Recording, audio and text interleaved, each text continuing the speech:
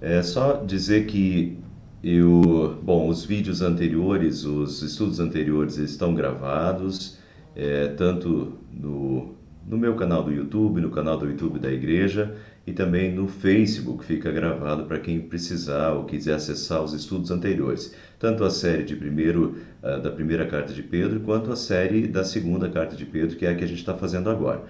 E só para deixar vocês inteirados principalmente para aqueles e até aconselho a quem não fez ainda fazer, é, se inscrever no canal do YouTube da igreja, porque daí recebe o aviso, né, por e-mail com a transmissão, o horário da transmissão e tal, o avisozinho.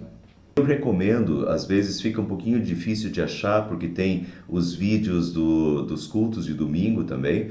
Então a minha recomendação é a seguinte, e até falem isso para quem vocês indicarem. É bom entrar no YouTube nas playlists. Na playlist tem uma série de classificações dos cultos por época do ano, está classificado, tá? E também está classificado lá os estudos da primeira carta de Pedro e segunda carta de Pedro. Então, para quem quer assistir só o resumo, só o estudo em si, é mais interessante ir lá, ou não está assistindo ao vivo, né? Vai lá na playlist e coloca a segunda carta de Pedro e vai ter lá o primeiro estudo e o segundo estudo, que foi da semana passada, e assim que eu colocar o de hoje também cortar, provavelmente só na semana que vem, vai ter lá o terceiro estudo, que é o de hoje também, tá? Só para vocês entenderem isso. Então vamos continuar. Segundo Pedro 1,12 diz assim: por isso sempre terei o cuidado de lembrar-lhes essas coisas, se bem que vocês já as sabem e estão solidamente firmados na verdade que receberam. Bom, por isso sempre terei cuidado de lembrar-lhes essas coisas. Que coisas? As coisas que nós já estudamos, né, no início do capítulo, principalmente as coisas que nós estudamos no último estudo, né? Que o apóstolo, que Pedro tá falando sobre o conhecimento da palavra. Então isso tem tudo a ver com o nosso estudo de hoje, o conhecimento da palavra. Mas também no último estudo Pedro falou das virtudes, né? E ele diz: empenhe-se por acrescentar à sua fé a virtude, o conhecimento, o domínio próprio, a perseverança, a piedade, a fraternidade e o amor. Se essas qualidades existirem e estiverem crescendo em sua vida, elas impedirão que vocês, no pleno conhecimento do nosso Senhor Jesus Cristo, sejam inoperantes e improdutivos. Né? Então, agora Pedro está falando, nós estamos na continuação do texto e Pedro diz: por isso sempre terei o cuidado de lembrar-lhes essas coisas. E Pedro tá lembrando do que é importante, da fé e da fé na prática da fé e das boas ações, das boas virtudes das quais ele estava falando antes. Mas também Pedro estava falando do conhecimento, né? Do conhecimento sobre Jesus Cristo. Então ele está falando da palavra de Deus de uma forma geral também. E isso vai se mostrar bastante no estudo de hoje, que ele fala da palavra de Deus, né? Então por isso sempre teria o cuidado de lembrar-lhes essas coisas. Vamos lembrar que Pedro está meio que se despedindo, Pedro já sabe que vai morrer, então são as últimas palavras. Sempre terei o cuidado de lembrar-lhes essas coisas, se bem que vocês já sabem e estão solidamente firmados na verdade que receberam. E aqui Pedro, de certa forma, faz um elogio para aquelas comunidades cristãs para as quais ele está escrevendo. Vocês já sabem. Então, vocês têm conhecimento dessa palavra, vocês têm conhecimento, né, dessas virtudes, do conhecimento da palavra de Deus. Vocês já sabem e estão solidamente firmados na verdade que receberam. Então, estão solidamente firmados na verdade.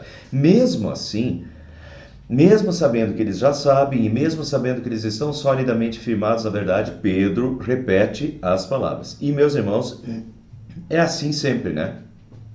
Isso vale para nós também. Eu conheço os membros da minha comunidade aqui e sei que isso que Pedro está falando também é verdade para a minha comunidade. né?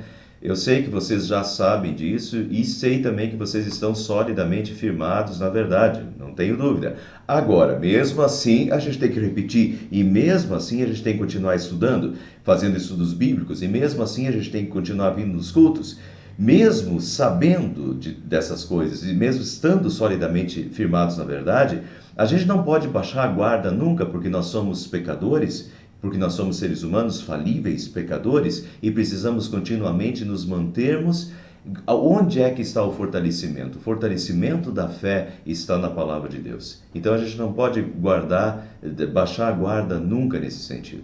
Mesmo nós sabendo a verdade, mesmo nós estando solidamente firmados nessa verdade, nós precisamos continuar sempre de novo ouvindo a palavra de Deus, estudando-a para que ela nos fortaleça e para que ela continue nos mantendo assim solidamente firmados na verdade, que é uma verdade de Deus e não nossa. E por isso ela tem que continuar sempre vindo e entrando em nossas mentes e corações através do estudo da palavra de Deus.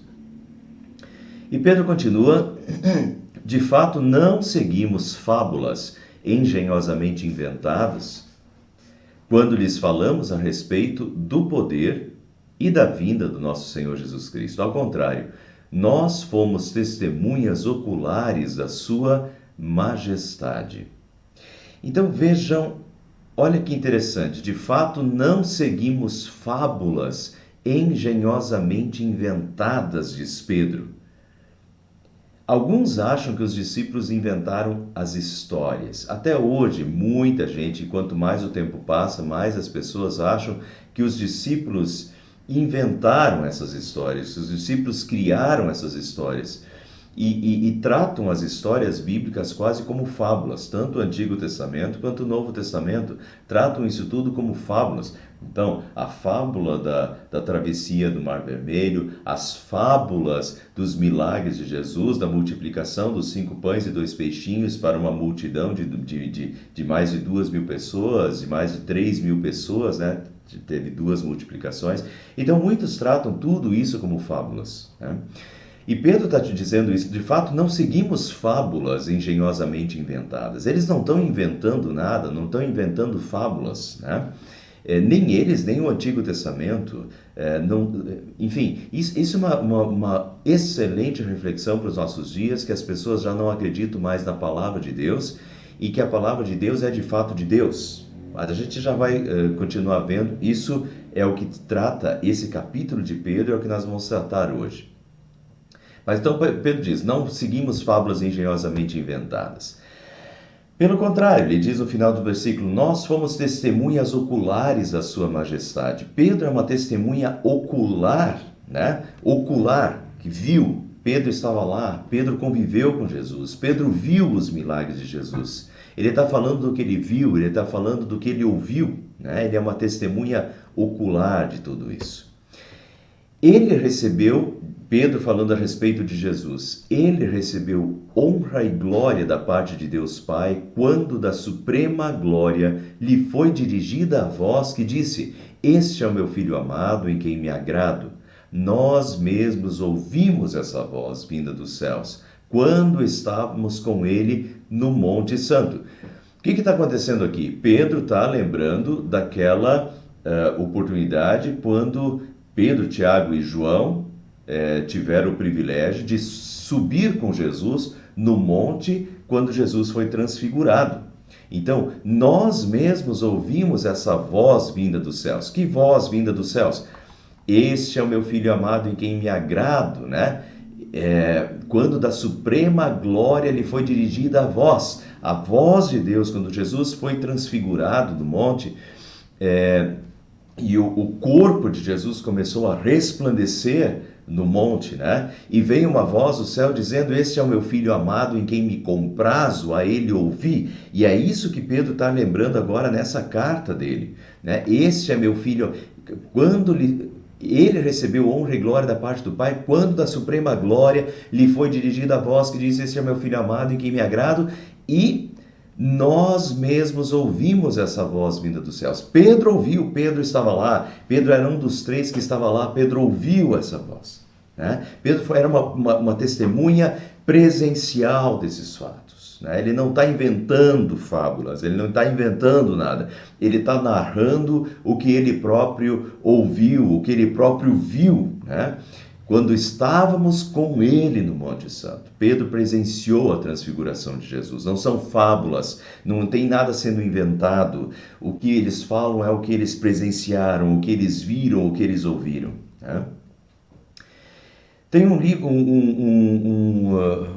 um capítulo muito interessante desse livro, Mais que um Carpinteiro, que ele cita diversos pesquisadores, mas um deles fala assim: quem morreria em defesa de uma mentira? Quem morreria em defesa de uma mentira, né?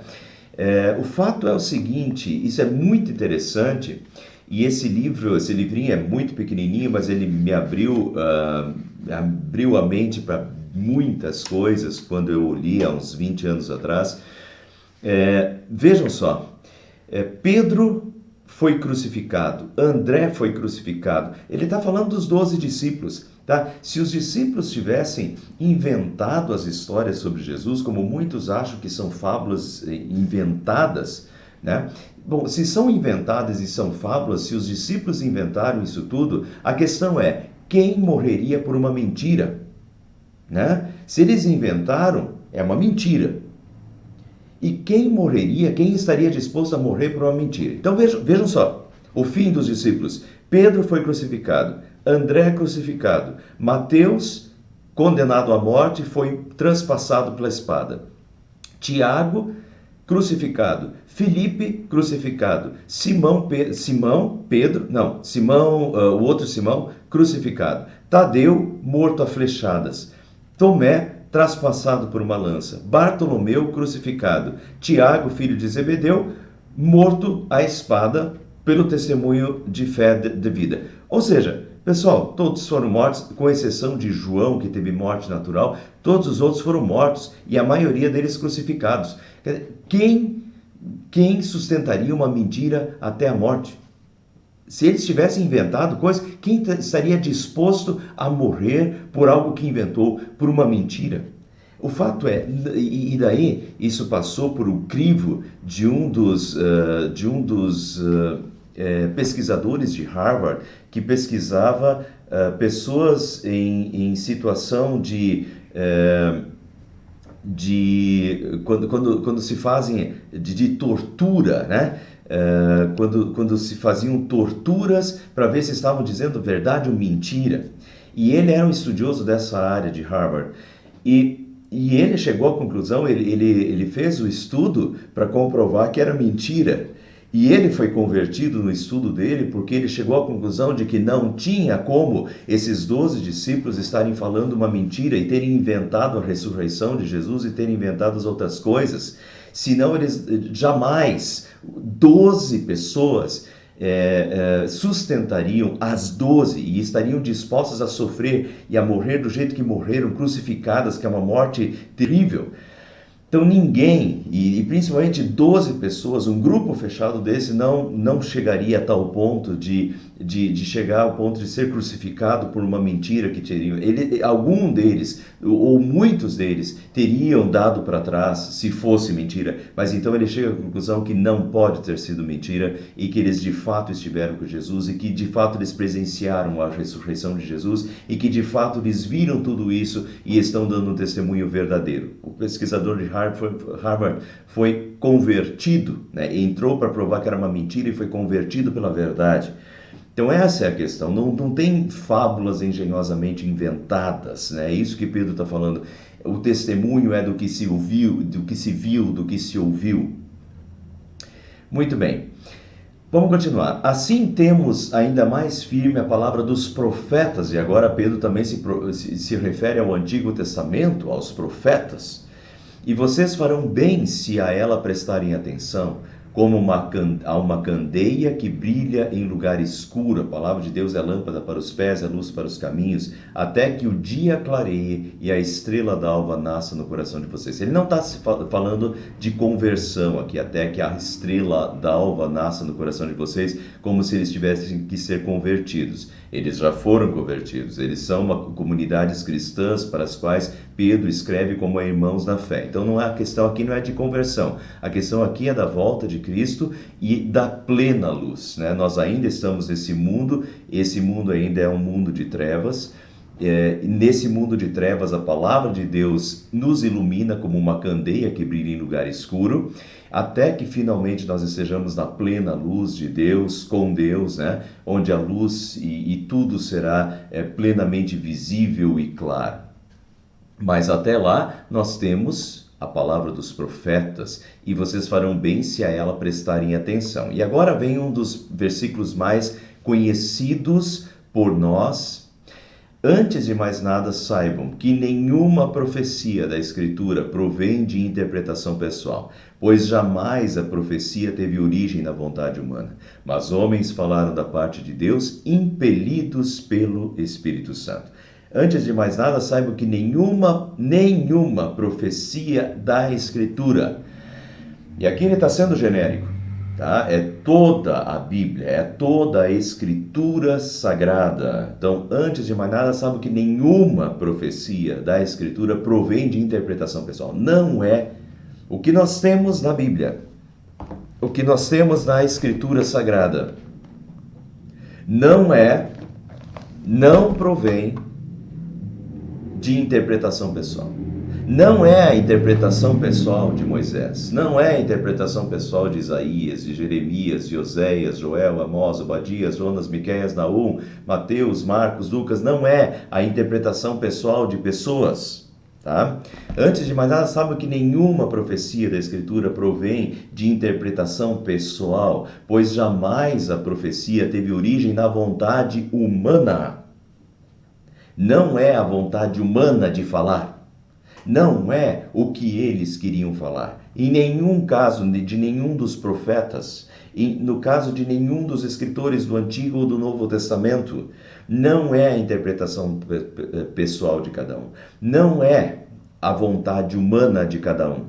A profecia teve origem, jamais a profecia teve origem na vontade humana, mas homens falaram da parte de Deus, impelidos pelo Espírito Santo. E é isso que nós chamamos de a inspiração da Bíblia. A Bíblia foi inspirada, a Bíblia foi guiada pelo Espírito Santo. Por isso a Bíblia é palavra de Deus.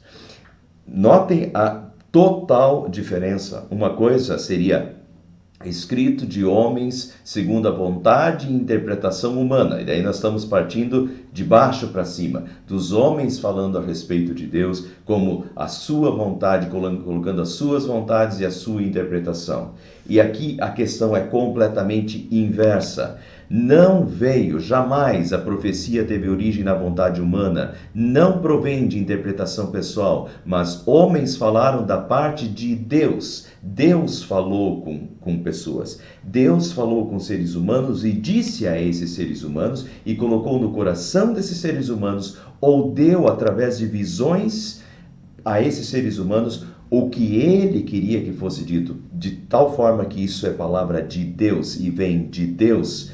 E não vem de baixo para cima, mas vem de cima para baixo. Isso é o livro de Deus, porque é a palavra de Deus, porque veio de Deus e simplesmente foi promulgado ou escrito através de pessoas sob a inspiração do Espírito Santo, sob a direção do Espírito Santo. O Espírito Santo realmente os conduziu, falou, inspirou, de tal forma que o que eles falaram, de tal forma que o que eles escreveram estava sob a direção do Espírito Santo.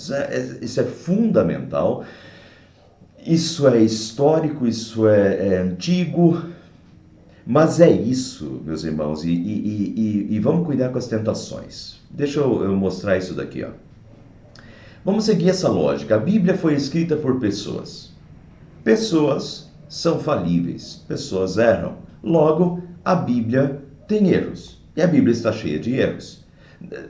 Notam a lógica? Parece muito lógico. A Bíblia foi escrita por pessoas, por muitas pessoas. As pessoas são falíveis, ninguém é perfeito. As pessoas erram. Logo, se a Bíblia foi escrita por pessoas falíveis e que erram, a Bíblia também está cheia de erros, né? A Bíblia também é falível, está cheia de erros. Muito bem. Aí você desmontou completamente a Bíblia. E esse é o argumento, né? Esse é o argumento hoje em dia. É por aí, é bem lógico. A Bíblia foi escrita por pessoas, pessoas erram, pessoas são falíveis, a Bíblia está cheia de erros e, portanto, não é um livro que deva ser tomado em consideração e sempre que alguma coisa daí desagrada as pessoas ou desagrada a cultura da época, eles vão dizer, pois a Bíblia está cheia de erros, a Bíblia tem erros culturais, então pronto, está explicado, desconsidera a Bíblia porque ela é um livro falível, um livro cheio de erros. Muito bem, isso é um total desconhecimento da palavra de Deus. As pessoas que falam isso e que sustentam isso não estudaram o suficiente da Bíblia e não entenderam a Bíblia. Eu quero mostrar para vocês hoje, aproveitando esse capítulo importantíssimo de segunda carta de Pedro, por que nós acreditamos na Bíblia, tá? Que não é um livro é escrito por pessoas, sim, mas sob a inspiração do Espírito Santo. E isso faz total diferença. Deixa eu mostrar algumas coisas então para vocês. Então, antes de mais nada, saibam que nenhuma profecia da Escritura provém de interpretação pessoal. Isso aqui esse simples versículo já vai contra o que essa concepção de que a Bíblia é um livro cheio de erros porque pessoas são falíveis. Pessoas são falíveis, sim, mas qual é a situação? A situação não é de pessoas falíveis escrevendo interpretações pessoais, escrevendo coisas segundo a sua própria vontade, mas são pessoas naquele momento. E vejam, não é tudo que a pessoa escreveu. Davi era um escritor, Davi era um compositor, Davi escreveu muita coisa, mas o que foi que entrou na Bíblia? O que ele realmente sentiu um impulso divino para escrever? Muitas pessoas eram escritoras e escreveram muitas coisas na Bíblia, desses escritores da Bíblia, mas o que foi que entrou na Bíblia? O que eles de fato sentiam uma inspiração divina e não tinham dúvida de que Deus estava lhes dando essa palavra para ser escrita. Portanto, é completamente diferente de dizer que homens erram. Sim, homens erram, pessoas erram, mas nesse momento eles sentiram um impulso para escrever e eles sentiram que estavam sendo controlados pelo Espírito Santo para escrever e para falar o que falaram e para escrever o que escreveram, tá? Então vamos lá, homens não vêm de interpretação pessoal, o versículo contraria o que a frase popular e a concepção popular que a Bíblia está cheia de erros. Não vem de interpretação pessoal, não teve origem na vontade humana, mas homens falaram da parte de Deus impelidos pelo Espírito Santo. E agora vamos estudar isso daqui um pouquinho melhor. Impelidos pelo Espírito Santo. Segundo Timóteo 3,16, o apóstolo Paulo fala a mesma coisa. Então não é só Pedro. Toda a Escritura é inspirada por Deus e útil para o ensino, para a repreensão, para a correção e para a instrução na justiça. Eles não tinham dúvida de que toda a Escritura é inspirada por Deus. Toda a Escritura sagrada é inspirada por Deus. Veja o que é Paulo falando. Pedro fala isso, Paulo fala isso. Não é só um escritor que fala isso. Isso é uma verdade bíblica. E Deus inspirou várias pessoas, né? E todas elas falam a mesma linguagem. Toda a Escritura é inspirada por Deus. 1 Coríntios 2, 12 e 13, olha como Paulo se sente. Falamos não com palavras ensinadas pela sabedoria humana, mas com palavras ensinadas pelo Espírito. Então, de novo, não é a sabedoria humana, tá? O que está escrito não é sabedoria humana, mas são palavras ensinadas pelo Espírito. Paulo sente esse impulso divino, o Espírito Santo agindo para escrever. E não é sabedoria humana. Tá? Não são filosofias humanas bonitinhas, são palavras ensinadas pelo Espírito. Vamos mais. Hebreus agora, outro. Há muito tempo Deus falou, não homens falaram. Nunca se enxergou a palavra de Deus como homens falaram. Deus falou, há muito tempo Deus falou, muitas vezes, de várias maneiras, aos nossos antepassados, por meio dos profetas. Isso é Hebreus, o autor de Hebreus lá no Novo Testamento, se referindo ao Antigo Testamento, como palavra de Deus. Há muito tempo Deus falou, muitas vezes de várias maneiras, aos nossos antepassados por meio dos profetas. Deus falou por meio dos profetas. Não era o que os profetas queriam dizer, não é o que os profetas queriam falar, mas Deus falou através dos profetas. Então vejam que Pedro fala isso, Paulo fala isso, Hebreus fala isso. Apocalipse, olha como João se sente. Revelação de Jesus Cristo que Deus lhe deu para mostrar aos seus servos o que em breve há de acontecer. Ele enviou o seu anjo para torná-la conhecida ao seu servo João, que dá testemunho de tudo o que viu. Então vejam, revelação de Jesus Cristo, e isso acontece com muitos dos escritores do Antigo Testamento, e eu já vou mostrar isso para vocês. Eles têm uma revelação. João, na ilha de Patmos, teve uma revelação de Jesus Cristo. Ele não tinha dúvida de que Jesus fala com ele. Ele enviou o seu anjo para torná-lo conhecido. Então, o anjo fala com João. João tem essa revelação e não tem dúvida de que essa revelação é de Deus. E o anjo manda que João escreva essa revelação, tá? Que dê testemunho do que viu do que viu. E João então escreve o Apocalipse.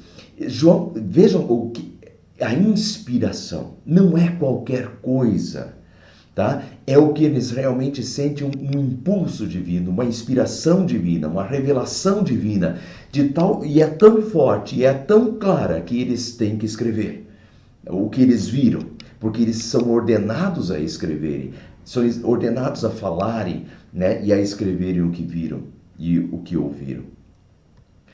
Muito bem, Êxodo 34, 27, olha Moisés. Disse o Senhor a Moisés: escreva essas palavras, porque é de acordo com elas que faço aliança com você e com Israel. Disse o Senhor a Moisés. Então Moisés não tem dúvida de que Deus está falando. Deus disse isso, escreva essas palavras, porque é de acordo com elas que faço. Deus disse. Então ele escreve o que Deus lhe disse, não é o que ele quer escrever, é o que Deus lhe disse. Segundo Samuel agora, né, no Antigo Testamento, o Espírito do Senhor falou por meu intermédio, sua palavra esteve em minha língua. Então, olha a situação, não é qualquer momento, é isso que eu quero fazer vocês entenderem, que vocês entendam. Não é qualquer momento, é um momento especial, é um momento que eles sentem que Deus está falando, é um momento que eles sentem indubitavelmente que Deus falou com eles e mandou que eles promulgassem isso, tá? Moisés, João na ilha de Patmos, isso é a inspiração do Espírito Santo. Então não é qualquer coisa da vida que eles querem escrever, falar, contar, não. É o que eles realmente sentem que Deus falou com eles e mandou que eles falassem, tá? O Espírito do Senhor falou por meu intermédio, Samuel. Sua palavra esteve em minha língua. 1 Reis, e a palavra de Deus veio a Salomão dizendo, tá? Outra, então a palavra do Senhor veio a Elias. Veja que sempre de novo é isso. Deus, a palavra é de Deus. Deus fala com as pessoas e manda as pessoas escreverem. A palavra de Deus veio a Elias. Então a palavra do Senhor veio a Isaías. Isaías 38, 4. Ezequiel, a palavra do Senhor veio ao sacerdote Ezequiel, filho de Buzi, junto ao rio Quebar, na terra dos caldeus. Ali a mão do Senhor esteve sobre ele. Tá? Ele sente isso, a mão do Senhor esteve sobre ele, e a palavra do Senhor veio ao sacerdote Isaías. Ele sente a inspiração, né, de Deus para escrever o que escreve. E Ezequiel é o profeta do vale de ossos secos, que já profetiza que o reino de Israel será reerguido das cinzas, reerguido dos ossos secos e ganhará carne novamente, né? E assim como profetiza já, Ezequiel e Apocalipse falam a mesma linguagem. É interessante, é um livro apocalíptico do Antigo Testamento também. Profecia maravilhosa, mas ele sente a inspiração para escrever. Ele não está escrevendo o que ele quer. Ezequiel nem seria capaz de escrever e de profetizar uma coisa que só aconteceu 50, 60, 70 anos depois da sua época. tá? Enfim, é impossível, e humanamente impossível, é profecia. O que ele escreveu? Ele escreveu o que o Espírito Santo realmente tocou, o que Deus lhe falou, é isso que ele escreve. Mas eu, o Senhor, falarei o que eu quiser, e isso se cumprirá, sem demora. Pois em seus dias, ó nação rebelde, cumprirei tudo o que eu disser. Palavra do soberano, o Senhor. E aqui eu quero... Olha, pessoal, eu poderia pegar Amós, por exemplo. Amós começa dizendo assim: palavras que Amós, criador de ovelhas em Tecoa, um criador de ovelhas, lá em Tecoa. Mas ele diz assim: no tempo que Uzias era rei de Judá e Jeroboão, filho de Jeoás, rei de Israel, ele disse: o Senhor ruge de Sião e troveja de Jerusalém. Deus, assim diz o Senhor, e assim diz o Senhor. E Deus começa a falar com Amós. Então Amós sente claramente que Deus fala com ele e ele profetiza a ruína de 7 nações ao seu redor. E isso se concretizou. Jonas, a palavra do Senhor veio a Jonas, filho de Amitai, com essa ordem: vá depressa à grande cidade de Nínive. Por que Jonas foi para Tarsis, queria ir para Tarsis? Porque Deus falou com ele e disse: vá para Nínive. Ele sabe que ele deve ir para Nínive. Deus falou com ele. Isso é inspiração, pessoal. Não é qualquer palavra, é inspiração. Deus falou e eles têm que escrever, e eles têm que narrar o que o que Deus lhes disse. Mas, então eu poderia, assim, citar Antigo Testamento, Novo Testamento, horas e horas para mostrar isso para vocês, que eles realmente estão sob a inspiração do Espírito Santo quando eles escrevem. Portanto, não é a interpretação deles, não é a vontade humana, mas é o que Deus está falando, tá? Homens falaram da parte de Deus, movidos pelo Espírito Santo. Mas eu quero terminar e fazer a transição com esse versículo aqui. Mas eu, o Senhor, falarei o que eu quiser, e isso se cumprirá sem demora. O que eu quiser. Não é o que os outros querem ouvir. Não é o que as pessoas querem ouvir. Não é o que você, profeta, quer falar. Eu falarei o que eu quiser. E Deus falou o que ele quis mesmo. Os profetas não tinham domínio. Eles tinham que falar o que Deus falou, e se fosse para eles falar, eles falariam diferente. Mas não, eles falaram o que Deus queria e sofreram por causa disso. Mas muito bem, eu, o Senhor, falarei o que eu quiser, e isso se cumprirá sem demora. Isso se cumprirá. Regra para avaliação dos profetas e profecias: cumprimento. Os profetas tiveram que passar por esse crivo. E até hoje esse é o crivo. Até hoje tem igrejas por aí que dizem, e eu não estou negando, tá? Eu até acho que é possível, eu não vejo por que Deus não possa, ainda hoje, usar pessoas como usou em todas as épocas para profetizar algumas coisas. Eu não nego isso. Eu só sou muito criterioso com isso, tá? A gente tem que ter critérios para avaliação. E o principal critério de avaliação é cumprimento. Se cumprir, Deus deu uma profecia. Se cumprir, é sinal evidente de que o profeta estava realmente profetizando o que Deus lhe tinha dado para profetizar ou para falar. Então, todo o Antigo Testamento passou por esse crivo. O Antigo e o Novo Testamento passaram pela análise crítica do povo da época. E isso a gente tem que levar em consideração. Vejam, se alguém falar lá na China ou lá no Japão, inventar alguma coisa lá na China ou no Japão, como é que eu vou conseguir saber se é verdade ou não? Eu não sou daquela cultura, eu não sou daquele país. Difícil, né? Mas não é isso que aconteceu com a Bíblia. A Bíblia foi analisada por pessoas da época, e pessoas da época que conheciam. Então, é diferente de alguém falando aqui em Sengés, numa cidade próxima, aqui em Itararé mesmo, pessoas conhecidas de boa moral, que de repente se levantam e dizem que tem uma profecia da parte de Deus, né? Então, a gente começa tem critérios de avaliação.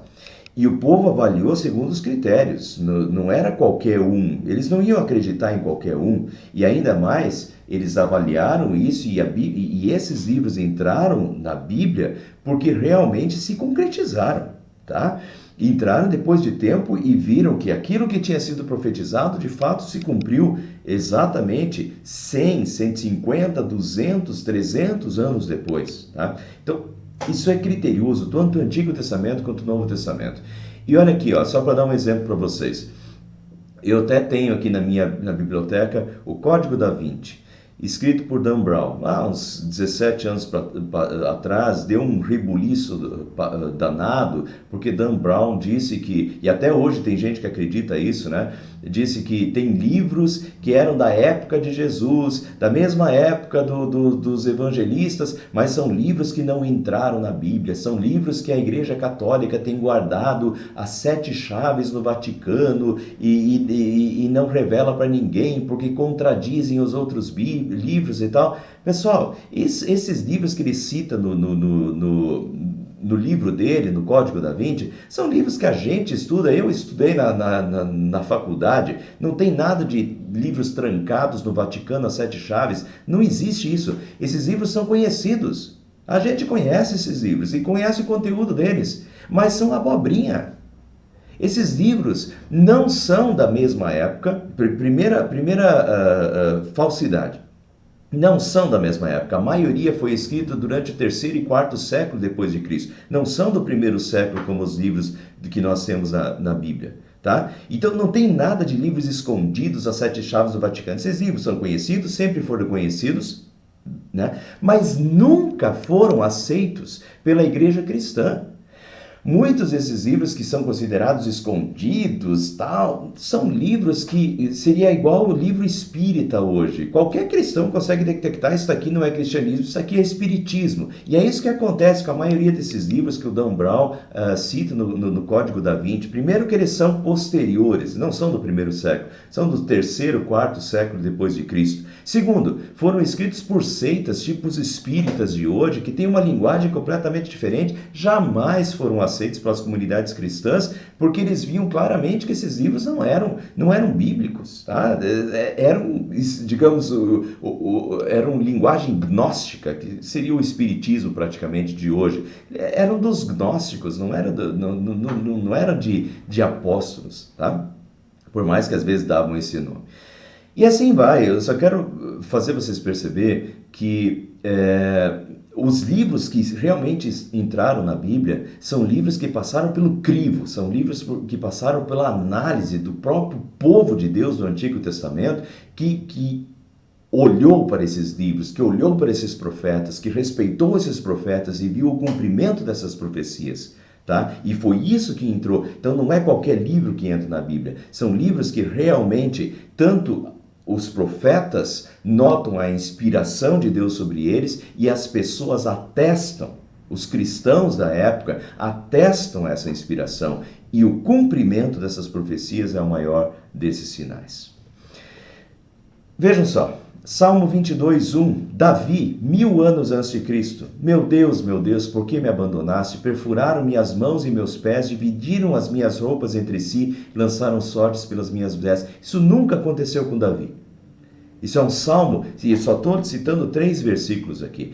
Tem que ler o salmo inteiro. Tá? Eu tenho uma mensagem sobre isso, está lá nas nossas mensagens aí durante a pandemia, está até hoje lá, basta buscar. Mas o texto inteiro, Davi, nunca aconteceu com Davi isso. Nunca perfuraram as mãos e os pés de Davi, nunca dividiram as suas roupas entre si e lançaram. O que Davi está falando? Meu Deus, por que me abandonaste? É exatamente as palavras de Jesus na cruz. Meu Deus, perfuraram as minhas mãos e meus pés e dividiram as roupas de Jesus. Davi está profetizando a morte de Jesus com 1000 anos de antecedência. Homens falaram da parte de Deus movidos pelo Espírito Santo. Davi não podia saber disso. Davi não tinha a menor ideia do que ele estava falando. Ele teve impulso divino e escreveu o Salmo 22 e ele nem sabia do que ele estava falando, porque nunca perfuraram suas mãos e seus pés, porque nunca dividiram as suas roupas. Mas, então, do que Davi estava falando? Eu acho que Davi não entendeu. Davi não sabia nem do que ele estava falando. Ele sentiu esse impulso divino e escreve coisas que nunca aconteceram com ele. Mas ele escreve, Deus mandou, eu escrevo. E escreveu coisas que só se cumpriram 1000 anos depois. Homens falaram da parte de Deus, movidos pelo Espírito Santo. Não é a sua interpretação pessoal, não é a vontade humana. Homens falaram da parte de Deus, movidos pelo Espírito Santo. Isaías 7,12, o Senhor mesmo lhes dará um sinal, a virgem ficará grávida e dará à luz um filho e chamará Emanuel. Como assim? Aconteceu isso aí, Isaías, 700 anos antes de Cristo, 700 anos depois, uma virgem fica grávida. Como uma virgem fica grávida? Isso, e o que Isaías pensou, né? Quando escreveu isso? Uma virgem ficará grávida? Não pode, né? Eu acho que eu ouvi errado, acho que Deus deve ter falado isso errado, né? Virgem não fica... Se Isaías fosse consertar, ele ia consertar o texto. Se ele botasse a cabeça, o raciocínio, a interpretação dele, pessoal dele, em jogo, ele diria assim, não, eu acho que eu ouvi que uma virgem conceberá, mas isso é impossível, eu não vou escrever isso não, porque isso não vai... Uma mulher conceberá. Ele teria, se fosse para Isaías botar a vontade dele, a interpretação pessoal dele, ele tentaria corrigir o texto. Mas ele não corrigiu o texto. Deus falou, está falado e ele escreve, mesmo não fazendo sentido racional para ele. O Senhor mesmo lhes dará um sinal, a virgem ficará grávida e dará à luz um filho e o chamará de Emanuel. E Emanuel quer dizer Deus conosco. Isso não se aplica a nenhum ser humano. Para Isaías isso era uma coisa difícil de entender. Senhor, é isso mesmo que você quer que eu escreva? Que uma virgem vai conceber e que esse filho que a virgem vai conceber vai ser chamado de Deus conosco. Compreende? Mas ele não tentou consertar o que ele ouviu. Ele sente o impulso divino, não coloca a sua vontade humana em jogo, não coloca a sua interpretação humana em jogo, escreve o que Deus mandou que ele escrevesse, do jeito que Deus mandou, por mais que para ele não fizesse sentido. 700 anos depois, a Virgem ficou grávida, pela ação do Espírito Santo, Maria, e Jesus nasceu, Deus conosco. E tu, Belém, de ti me sairá o que há de reinar em Israel, e cujas origens são desde os tempos da eternidade, Miqueias. E tu, Belém, é de Belém, Jesus nasceu em Belém, e cujas origens são desde os tempos da eternidade, não se aplica a nenhum ser humano, só se aplica a Deus.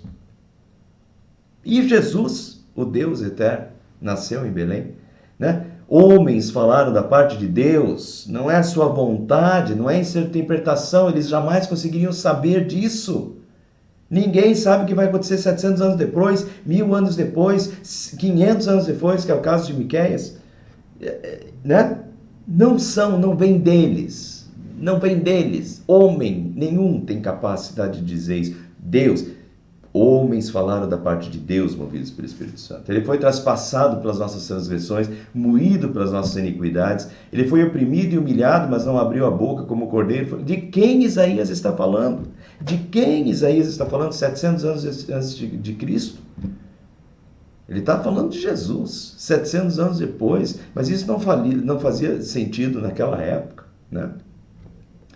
Antes de mais nada, saibam que nenhuma profecia da Escritura provém de interpretação pessoal, pois jamais a profecia teve origem na vontade humana.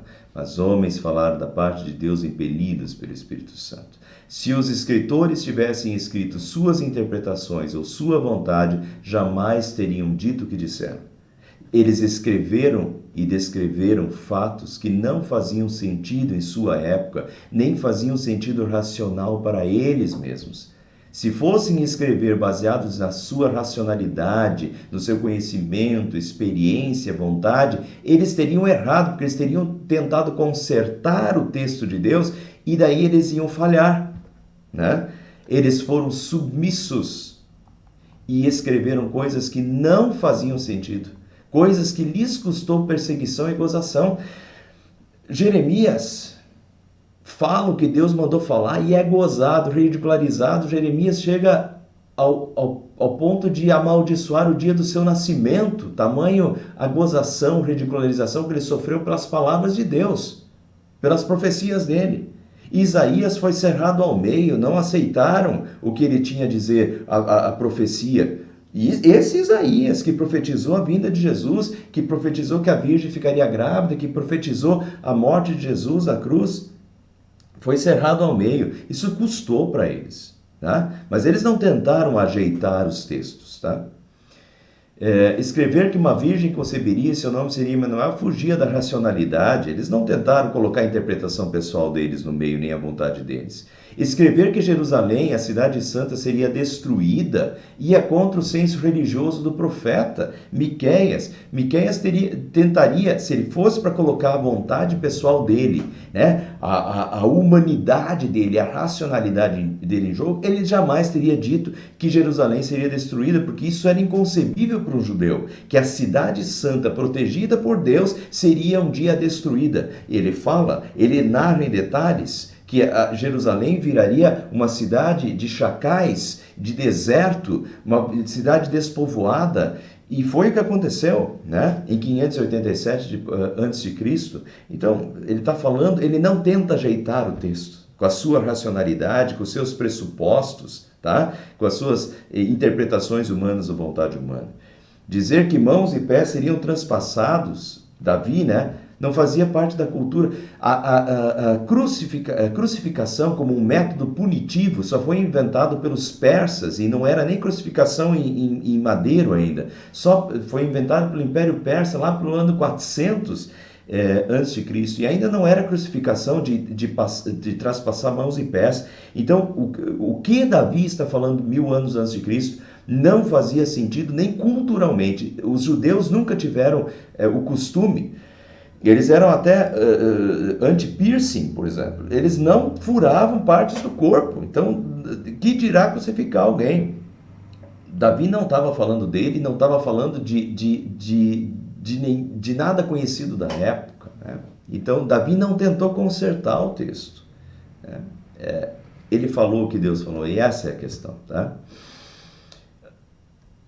Vamos lá, terminando. Jesus conhecia e confirmava o Antigo Testamento. Jesus conhecia o Antigo Testamento. Não pensem que vinha abolir a lei. Lei são os 5 livros de Moisés. Os profetas, todos os profetas maiores e menores, os 17 profetas. Jesus está englobando todo o Antigo Testamento. Jesus conhecia o Antigo Testamento. Jesus confirma o Antigo Testamento como palavra de Deus. Não pensem que vinha abolir a lei os profetas. Não vinha abolir, mas cumprir o que eles falaram. Digo-lhes a verdade, enquanto existirem céus e terra, de forma alguma desaparecerá da lei a menor letra, o menor traço, até que tudo se cumpra. Isso, veja, até que tudo se cumpra, não desaparecerá da lei a menor letra ou menor traço. Isso é palavra de Deus, não é palavra de homens, por isso não desaparecerá. Enquanto existirem céus e terra, não pense que vinha abolir a lei os profetas. E daí, em Lucas 4, narra a vez que Jesus está numa sinagoga e eles lhe dão o livro do profeta Isaías. Foi-lhe entregue o livro do profeta Isaías. Jesus abriu o rolo do profeta Isaías. Tá? Esses livros eram conhecidos na época de Jesus. Jesus abriu e leu. E Jesus leu uma passagem de Isaías. Quando Jesus termina a passagem de Isaías, fechou o livro e começou a dizer-lhes: hoje se cumpriu a escritura que vocês acabam de ouvir. Jesus confirma que a profecia de Isaías está se cumprindo nele e falava sobre ele. Então, Jesus confirma que o Antigo Testamento é palavra de Deus, palavra inspirada por Deus. Os céus e a terra passarão, mas as minhas palavras jamais passarão. As minhas palavras jamais passarão. E isso combina muito com Pedro, porque no capítulo de 2 Pedro, capítulo 3, Pedro vai narrar o fim do mundo, quando todos os elementos da terra se desfarão abrasados, ou seja, tudo vai ser aniquilado na terra. E aí se cumpre literalmente, os céus e a terra passarão, tudo vai passar, tudo vai ser aniquilado, mas as minhas palavras jamais passarão. São palavras de Deus e saem da boca do Deus eterno e são palavras eternas. Tá? Então, vamos terminar. Essa passagem eu queria só mostrar para vocês porque não caiam nessa cilada, que é uma cilada do diabo, que é o pai da mentira. Achar que, homens, a Bíblia foi escrita por homens falhos, cheios de erros, então a Bíblia também tem erros e a Bíblia também tem falhas. Onde estão elas? Vamos interpretar, me mostra essas falhas. Onde estão essas falhas? Tá? Pelo contrário, não estudou o suficiente. Quem estuda, quanto mais a gente estuda, mais a gente vê a perfeição da palavra de Deus. Mais a gente vê a palavra de Deus se cumprindo, mais a gente vê que ela é de Deus e não é humana. Antes de mais nada, saibam que nenhuma profecia da Escritura provém de interpretação pessoal. Não é interpretação pessoal. Pois jamais a profecia teve origem da vontade humana. Não é vontade humana. O que ela é então? Homens falaram da parte de Deus impelidos pelo Espírito Santo. Então, meus irmãos, se isso é verdade, se ela é da parte de Deus, então nós precisamos lê-la e conhecê-la, e o que nós temos aqui é palavra de Deus. Palavra de Deus revelada a nós, lâmpada para os nossos pés, luz para os nossos caminhos. Ela é plenamente confiável, mais confiável do que qualquer ser humano, tá? Do que qualquer filosofia humana. Aqui está a palavra eterna de Deus. Os céus e a terra passarão, a minha palavra não passará. Essa é a palavra de Deus, sim. E eu queria confirmar isso hoje, e eu queria de novo, eu sei que vocês, como disse Pedro lá, eu sei que vocês sabem disso, eu sei que vocês estão solidamente firmados nisso, mas a gente precisa fortalecer isso, a nossa fé de que isto é, de fato, a palavra de Deus, lâmpada para os nossos pés, luz para os nossos caminhos, e Deus, através dela, está nos guiando, está nos salvando e nos dirigindo. Amém. Pessoal, hoje eu até estava acompanhando o relógio aqui, eu sei que o tempo foi um pouquinho mais do que o normal, normalmente são 40, 45 minutos de estudo, hoje foi mais, mas eu não queria cortar também, tá? Eu não queria cortar nada. Eu acho que é fundamental a gente ter isso bem claro e bem fortalecido, e nós somos bombardeados hoje a crer que a Bíblia não é a palavra de Deus e que a Bíblia está cheia de erros. E eu desafio as pessoas a me mostrarem esses erros. E eu acho que falta conhecimento histórico, falta conhecimento cultural das épocas e falta conhecimento dos profetas. E quando você coloca tudo isso em jogo, história, cultura, o ambiente histórico, o ambiente cultural, entende os propósitos, entende o tempo, você vê que não tem nada de erro ali, né? Pelo contrário, a Bíblia é sensacional, fabulosa, enfim. E eu só dei para vocês 1% do estudo que a gente poderia fazer sobre a inspiração da Bíblia, tá? Mas então me dei um pouco mais de tempo, e o estudo que vem vai ser um pouquinho menor, mas hoje eu queria deixar, até porque esse estudo fica registrado. Se alguém algum dia vier com alguma dúvida, ou vier com esse papo para vocês, talvez vocês podem dar o link ou dizer, olha, lá no site da igreja tem um estudo do pastor sobre isso que vale a pena ser ouvido, lido e meditado. Ouve o que ele tem a dizer lá, ouve os argumentos dele, e daí você tira as suas próprias conclusões. Então, nós temos, e essa é a vantagem de hoje em dia, tá? Hoje em dia nós temos gravado, estudos gravados. E nós temos, olha, já temos toda a primeira carta de Pedro gravada e estamos aí na segunda carta de Pedro gravada. Nós temos muito conteúdo gravado. E esse conteúdo gravado é para ser usado, é para ser compartilhado. Compartilhem. E não precisa ser agora, mas quando aparecer, está conversando com alguém e esse alguém tem dúvidas sobre uma coisa ou quer saber, gostaria de saber mais sobre o outro, e no meio da conversa surge um assunto sobre algum desses temas que já foram tratados, você pode chegar em casa e você mesmo pegar o link, né? E manda o link para a pessoa. Olha, o pastor falou sobre isso, nós temos um estudo lá da igreja sobre isso, estudamos esse capítulo, gostaria que você vivesse está bem dentro da nossa conversa, gostaria que você desse uma olhada nesse vídeo aqui, né? Manda, compartilha, essa é a palavra de Deus, deixa a palavra de Deus agir, tá? E hoje nós temos esse arsenal e essa arma na mão, que são esses vídeos gravados, e hoje fica gravado esse vídeo importantíssimo para nossa época sobre a Bíblia como a palavra de Deus, inspirada por Deus, que vem de Deus para a nossa direção. Fica o convite aí para o nosso culto de domingo aqui, muito interessante. Olha, propaganda para domingo. Preconceitos ou preconceitos? O que nós temos? Nós temos preconceitos ou nós temos preconceitos? E os preconceitos levam a preconceitos? E vale a pena a reflexão, tá? Essa é a reflexão do culto de domingo. Fica aqui meu convite, até para os que são de fora aí, que vão no culto da igreja de vocês, mas depois acessem essa mensagem, assistam essa mensagem também, que vai ficar gravado no YouTube, que vai ficar gravado no Facebook. Vale a pena a reflexão, uma reflexão totalmente atual, que está acontecendo nesses dias, né, no nosso Congresso Nacional e tudo.